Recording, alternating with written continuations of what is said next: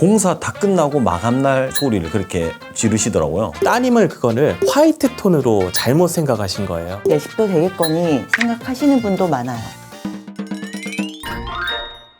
안녕하세요. 코드 디자인 정민수 대표입니다. 디자인 하루 업체 대표입니다. 오늘의 집 스탠다드 홈누댄스의 한채현이라고 합니다. 만나서 반갑습니다.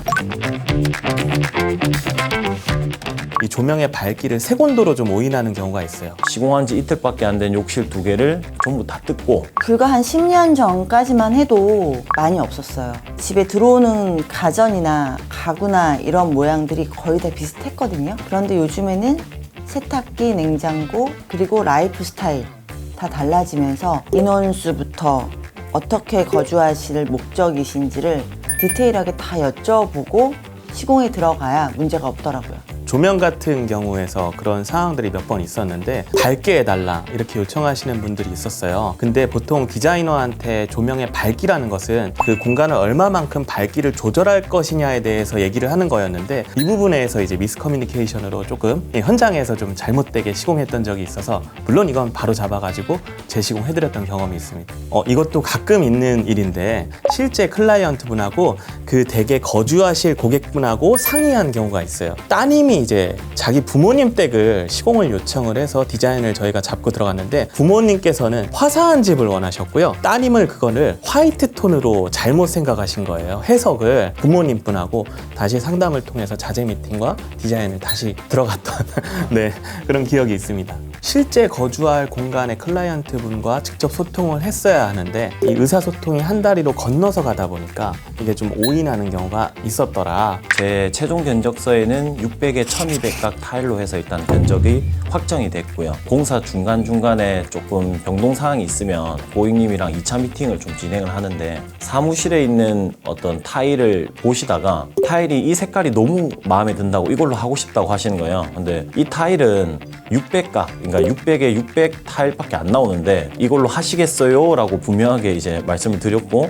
고객님도 네, 이걸로 할게요 대답을 하셔가지고 600각 타일로 시공을 했는데 시공 끝나고 고객님이 현장에 보시고 나서 이게 왜 600에 1200이 아니라 600에 600 타일로 되어 있느냐 600각으로 밖에 없다고 이 색깔을 말씀을 드렸는데 색깔만 참고하라고 한 줄 알았지 이 크기에 대해서 말한 줄 몰랐다고 하시는데 그 변경된 거에 대해서 서류로 남긴 게 없다 보니까 저희는 뭐 고객 만족이 최우선이기 때문에 새로운 타일로 시공을 좀 한 그런 경험이 있습니다. 고객님들은 저희의 어떤 용어 같은 것도 잘 모르고 하다 보니까 저희가 충분히 설명했더라도 시공할 때는 꼭 체크해서 공사하기 전에는 고객님들한테 다 보내주고 공사를 해야 되지 않나.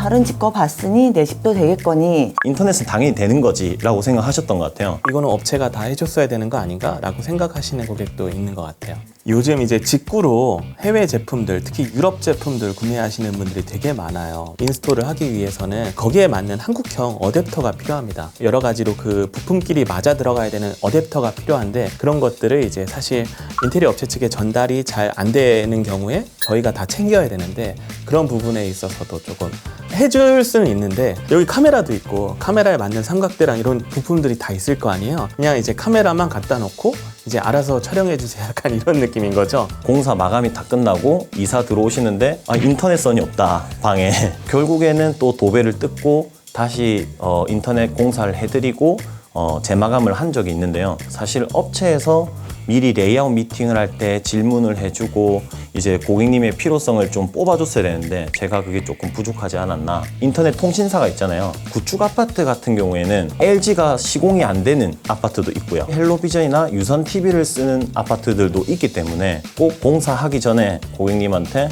어떤 인터넷 브랜드를 쓰는지 물어보고 인터넷 기사를 현장에 불러서 어디에 어떻게 공사를 할지 확인받고 하는 게 서로한테 좀 좋지 않나. 환풍기가 다 휴젠트인 줄 알고 계시는 분도 있고 실링팬 같은 것도 거의 많이 시공하시잖아요.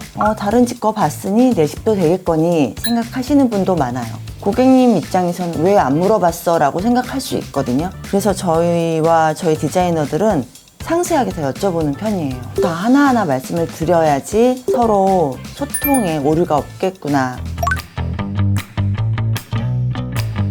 내가 생각한 거랑 다르다, 이거 맞냐? 라고 반문하시는 경우가 나는 색깔만 말했던 거다 라고 말씀하시는 분도 있고, 왜 장판으로 시공을 안 했냐고 주부분이셨는데 아들한테 집을 좀 해주시는 그런 상태였거든요. 그 마음이 저는 좀 너무 와닿아서 처음에 금액을 너무 깎아달라 하시니까 고객님도 장판을 요구하셨고 저도 견적서를 장판으로 했습니다. 제가 마루로 좀 업그레이드 해드려도 저한테 별로 그렇게 크리티컬할 것 같지가 않아서 스펙을 올려가지고 서비스를 해드리겠다 말씀을 드리고 현장에 마루 샘플 3개를 들고 가서 고객님한테 이 마루 다 보여드리고 고객님이 심지어 그 마루를 샘플을 만지고 아 좋네 이렇게 말씀을 하셨는데 공사 다 끝나고 마감날 소리를 그렇게 지르시더라고요. 내가 아니 그때 마루로 제가 서비스로 업그레이드 시켜드린다 했는데 그게 장판인 줄 알았다. 그냥 고객님께서는 이게 좋다 하니까 제 말은 안 듣고 장판인데 좋은 걸로 바꿔주나 보다. 제가 바로 현장에 달려가서 얘기를 하니까 그때도 얘기를 안 들으시더라고요. 이거는 뜯고 장판으로 하는 건 좀 아니잖아요. 그래서 제가 친구분들, 가족들 다 부르셔라. 이게 만약에 장판보다 안 좋은 거면 뜯고 장판으로 해드릴게요 했는데 이제 3일 뒤에 전화 오셔가지고 이제 마루로 그냥 그대로 하면 될 것 같다 이렇게 하셨는데 중간에 좀 변경되는 사항에 대해서는 확실한 어떤 시스템이 있어야 되지 않나. 마감재 리스트라고 해서 벽지라던가 바닥재, 타일 등 이런 자재들을 고르셨는데 실제로는 그럼 체크를 해보면 자재는 맞는데 우리가 보는 샘플링 자체가 이 피스가 작고 이거를 인공 조명에서 보다 보니까 실제 내가 거주하는 공간의 채광이라든지 큰 벽체 사이즈에 맞춰서 들어갔었을 때 내가 그때 자재 상담을 했던 그 느낌과 입주해서 나왔을 때 느낌이 다른 거죠. 그래서 실제로 자재는 맞는데 환경과 사이즈가 바뀜으로 인해서 좀 그런 오인을 하시는 경우도 있었어요. 그래서 그것도 충분히 잘 설명을 드려서 조금 맞춰서 했던 경험이 있습니다. 사실 요만한 피스를 보고 이게 저만큼 들어간다고 상상을 해보라고 하면은 이게 전문가인 저도 딱 상상이 안 될 때가 있는데 그걸 미연에 방지하는 거는 그 자재가 실제 집에 적용되어 있는 모델하우스나 아니면 완벽히 구현되어 있는 3D 렌더링을 보고 어느 정도 이 감안을 하실 수 있도록 설득하는 게 더 디자이너의 능력인 것 같아요. 콘센트가 좀 생각이 나는데 전기공사 중에 저는 빨래 건조대를 좀 말씀을 드리고 싶어요. 그 욕실과 타일과 타일 사이에 들어가는 그 매지라고 하죠. 캐라폭시라든지 욕실에 들어가는 자재들이 너무 많아졌어요. 유능한 성능을 가진 자재들이 너무 당연한 내 화장실에 들어갈 거다라고 생각을 하시면 기본 매지를 해놓고 그 위에 입히는 거라 그 아이를 시공하고 파고 다시 넣는 건 너무나 비용적으로나 시간적으로나 손해거든요. 예전에 주방에서 핸드폰 충전이나 아이패드 충전을 굉장히 잘하셨던 고객님의 경험에서는 주방엔 당연히 콘센트가 있는 거 아니야?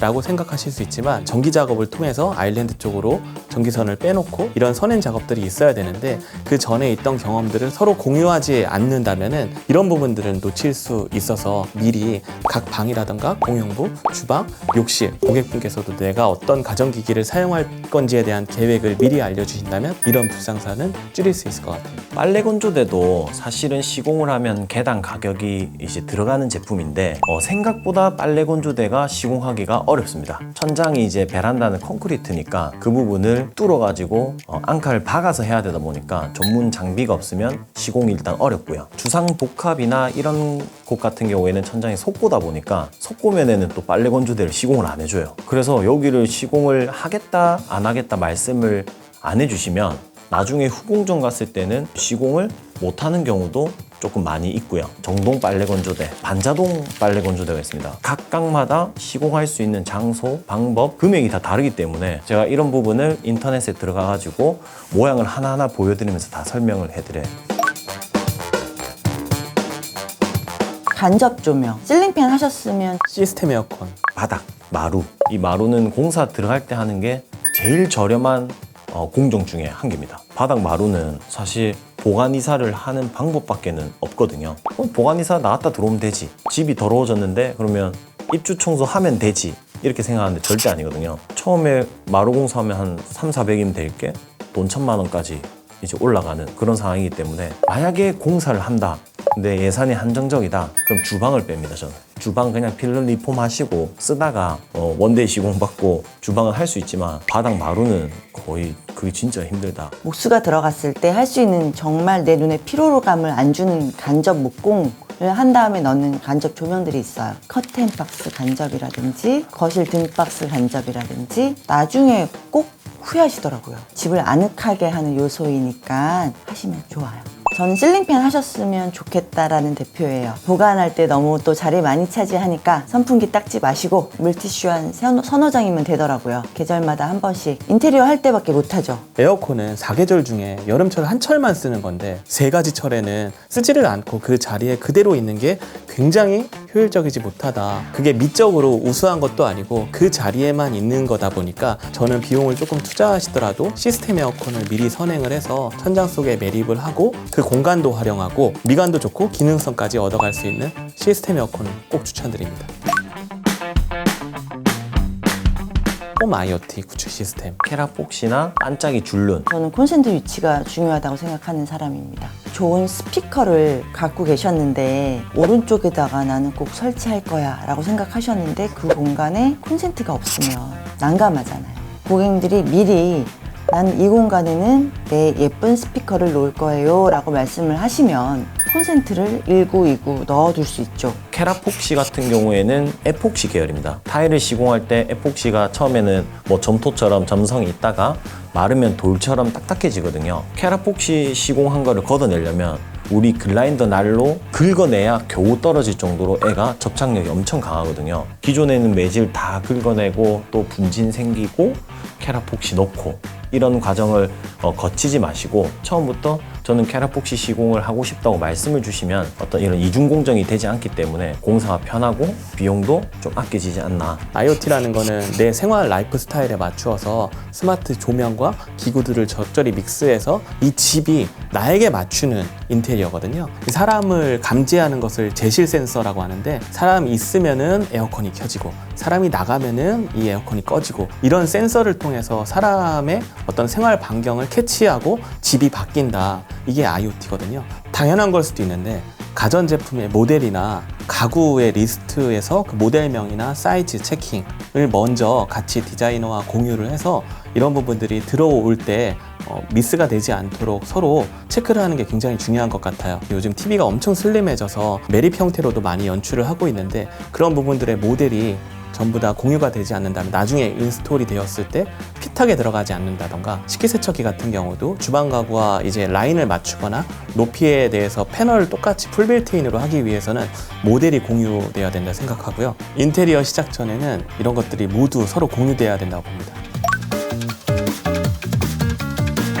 많이 상담을 다니실 때 그 업체의 시공 사례를 보고 많이 가시는 것 같아요. 그 아파트만의 시공 사례일 뿐 내 집과 다를 수는 있거든요. 그리고 견적 그 금액도 다 다를 수 있으니 고객님들한테 예상 금액도 여쭤보고요. 평당 얼마가 요즘엔 없어진 시대 같아요. 자재가 다 다르니까 오픈하셔서 상담하시는 분들하고 최고의 퀄리티를 낼 수 있었으면 좋겠어요.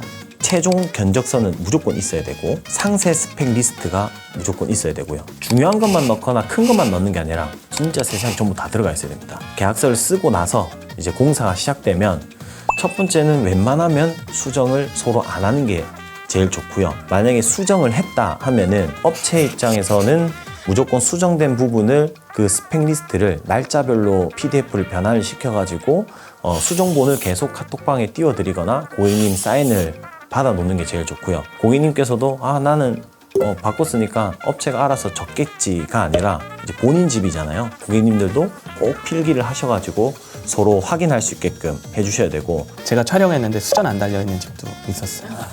실제 안 와서 수입 수전이나 수입 가구들은 한 달은 무조건 넘어가니까 미리 좀 체크를 하는 게.